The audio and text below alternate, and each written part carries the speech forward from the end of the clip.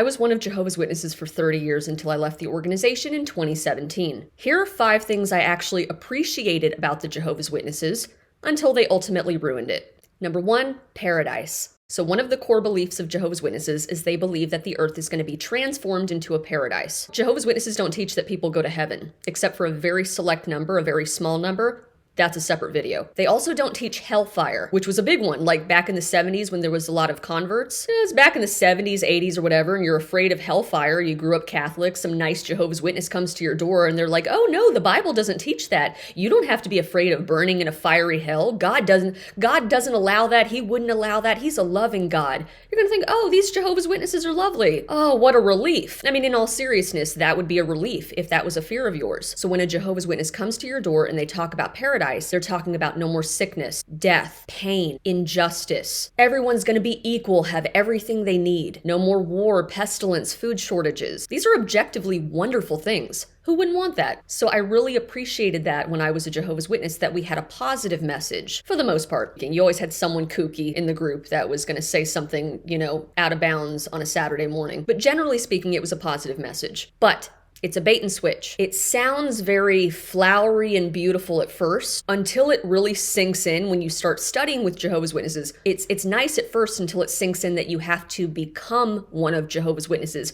You have to convert to enjoy these blessings. Like, God isn't going to just show the human race grace, right? You got to earn your ticket to paradise by becoming one of Jehovah's Witnesses. So what happens is you have Jehovah's Witnesses in the organization, been there 20, 30, 40, 50 years. They signed up for this years ago when someone came to their door. They're truly suffering, whether it's some physical ailment, illness, depression, anxiety, just the stress and strain of everyday life, the world we live in. They're still waiting this whole time after someone initially came to their door and they converted. And so what ends up happening is they chase this dangling carrot. And not only that, not only are they stuck chasing this dangling carrot their whole lives, they can't just leave when they're tired. And that's the effed up part. Meaning I'm disappointed. I'm exhausted. This is not what I thought it was. Oh, I'm in a cult. You can't just walk away without being shunned, maybe your whole network now. Maybe you brought family members into this, or you married a Jehovah's Witness and you had kids and now your kids are Jehovah's Witnesses. It gets very sticky and complicated, this crazy tangled web. Or maybe you leave and you have no repercussions because you had worldly family prior to joining the Jehovah's Witnesses, so it's not an issue. That's possible. But generally speaking, there's fallout. If nothing else, it was just all a sham, and you're left picking up the pieces and trying to figure your life out after you leave the organization. So again, what started out as something positive is ultimately used to exploit people's vulnerabilities and ultimately enslave them. Number 2, diversity.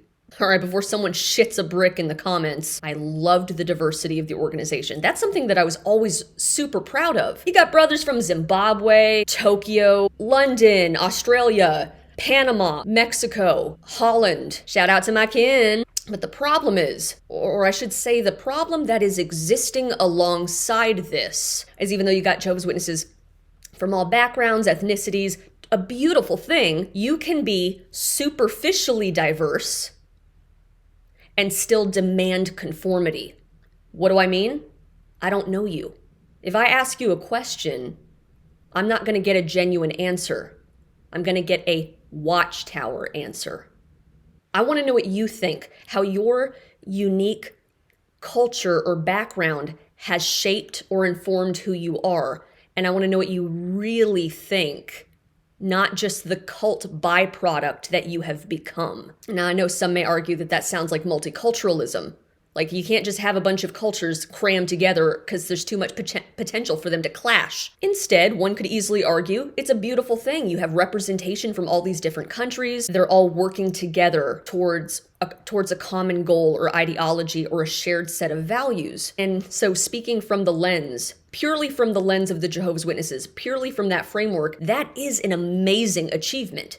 That's why it made the list. It's astonishing. I mean, if you see their videos, granted they're propaganda videos, but you see brothers and sisters from all different countries, united, showing love towards one another. That is an absolutely beautiful thing. And I don't think that should change. You could also argue, when you think about it critically, we were all still following a pack of 12 white dudes in upstate New York and not afforded any genuine democratic expression, right? I mean, basically, if you express dissent, you're going to get canceled, J-Dub style. Shoot, I would even be cool, personally, this is just my take. I would be cool with a diverse organization that says, hey, we're all going to collectively agree on one thing, and that is Jehovah, right? He's our deity. But we're going to have some wiggle room.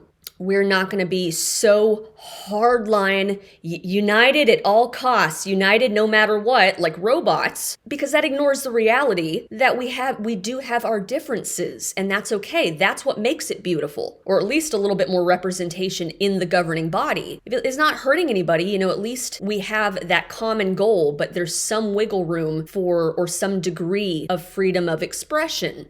And that doesn't exist in the Jehovah's Witnesses. And that's not even to make a blanket statement that every culture or community is a monolith. One person speaks for everyone. That's not realistic. That's like somebody looking at me and going, oh, she's blonde, she's from America, she must love Taylor Swift. Sorry, Swifties. So, you're going to get variability or differences of opinion even within the same community or culture. That's understandable. But basically, just tying back into the Jehovah's Witnesses organization specifically, like I said, this was something that I used to pride myself on. I was like, you can go anywhere in the world, right? I know the OGs know what I'm talking about. You can go anywhere in the world, and we're all on the same page, studying the same materials. We all serve Jehovah. And it was beautiful, and I don't think they should change that.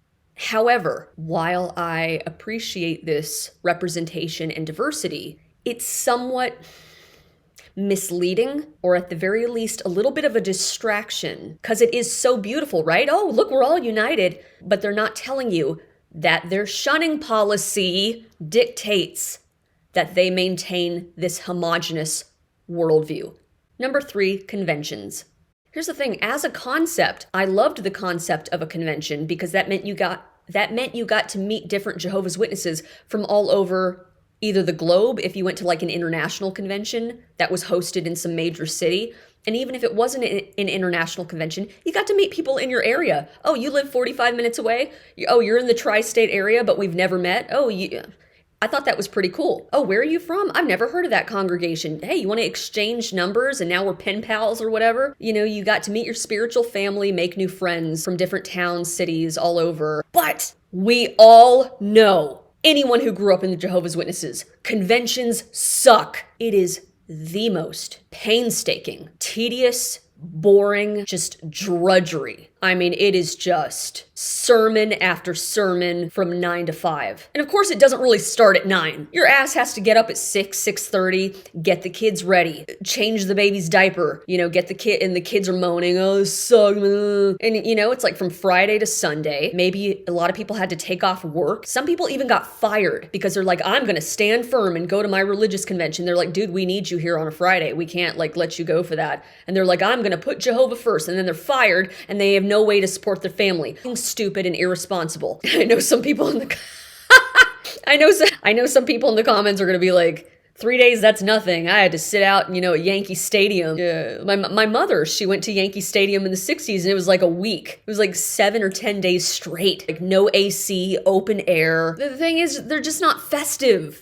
We're not supposed to, you have to understand, as Jehovah's Witnesses, we're not allowed to associate, even though we do, but we kind of keep them at arm's length. You're not supposed to form close bonds, relationships, or connections with the outside world. This is your spiritual family. You're only supposed to associate with other Jehovah's Witnesses. So damn, if you're gonna drag our ass out here to some cold ass stadium, for 3 days straight, at least make it festive. Like have different kiosks and we have a band. Just spice it up a little bit. Do something fun. We used to have food. Those cheese Danishes, dude. Core memory unlocked. You sit there like a zombie, taking notes, reading scriptures all day, just round the clock. Now all they do is In addition to that, force people to watch their propaganda videos that they're churning out from Ramapo on these giant jumbotrons. And that's how they've stepped up their game. The thing is, what bothers me about this is that conventions have potential, but instead people get up early, they travel long distances, they have to wrangle the kids and the family, and it is just pure drudgery. In theory, it's a cool idea. Get everybody together, a big festival type convention, but instead it is just a massive burden on families. Number 4, research. All right, something else that I appreciated about Jehovah's Witnesses was that they encouraged research. They encouraged you to ask questions.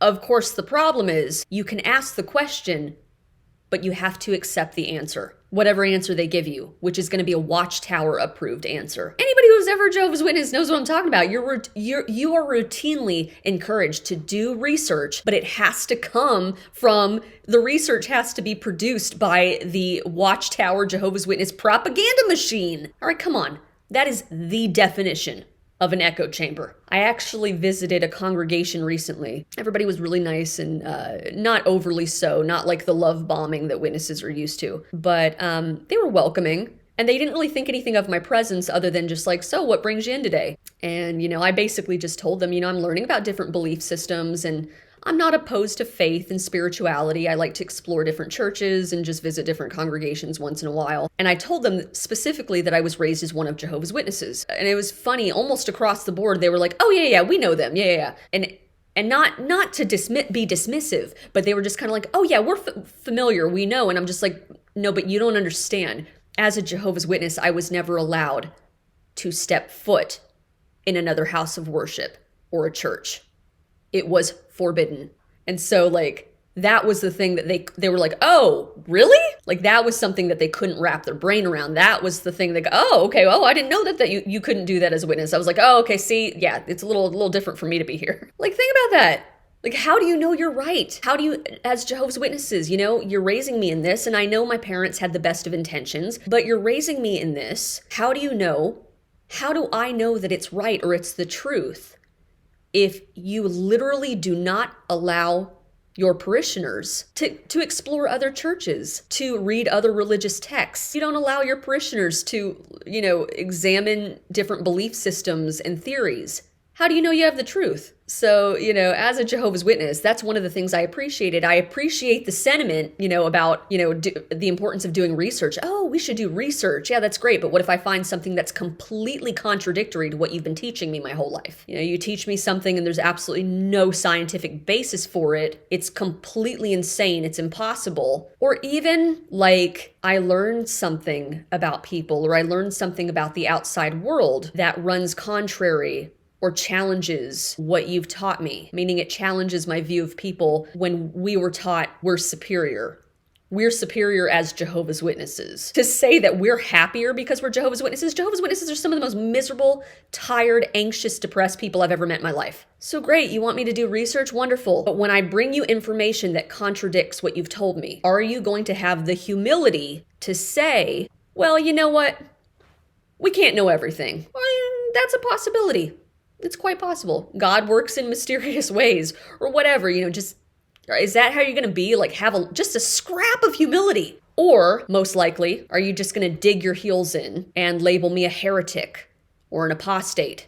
Literally the opposite of research. Number 5, false humility. All right, let me be crystal clear about something. There are Jehovah's Witnesses who are truly, truly humble and well-intentioned. Even my mother used to say, she's like, they don't have a pot to piss in, but they would give you the shirt off their back. They really would, just good salt of the earth people. Shoot, even in cases where they were, really wealthy, money wasn't an issue, or they were highly educated. There were people who used to be professors, doctors, lawyers. Still, for the most part, you wouldn't know because they didn't make it their whole personality. They didn't flaunt their wealth, and not that they have to apologize for it, but that was the kind of person that they were. Some you wouldn't know, that they had that kind of background or they were well off. There's a lot of Jehovah's Witnesses that are just really down to earth, humble people.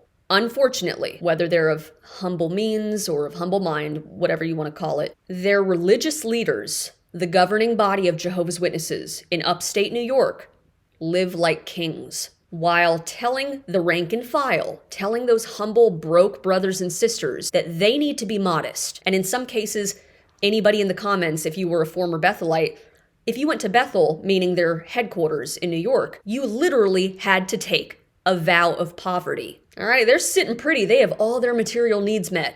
And you had to take a vow of poverty or, don't think too much of yourself. They say this all the time too, like in their videos and in their literature, are you prepared, not just about money and lifestyle, but are you prepared to take counsel, to listen to when you're wrong? Are you prepared to listen to the brothers when they give you direction? Are you humble? Do you have the humility to sit there and take the ass whooping? Well, they would never do the same. And they put themselves front and center with a Rolex. I swear to God, it reminds me of really big, like A-list Hollywood celebrities who, and I don't care, I don't begrudge you your cash, and I don't care what you do on your own time, but when they go out of their way to lecture you, you're gonna lecture me on who I should vote for? Like, get in your private jet and shut the fuck up. So again, while I appreciate the fact that the Jehovah's Witnesses are not some giant, flashy mega church, it's insulting and hypocritical to demand humility from your parishioners when you don't lead by example and you're sitting pretty in your headquarters having all your material needs met. So anyways, those are just a few of my thoughts. If you grew up in the Jehovah's Witnesses and you agree with this or don't agree with it, leave a comment. Anyways, thank you so much for watching. I really appreciate it. Shout out to all channel members. Thank you so much for your continued support. Hope you guys have a great week, and I'll see you next time.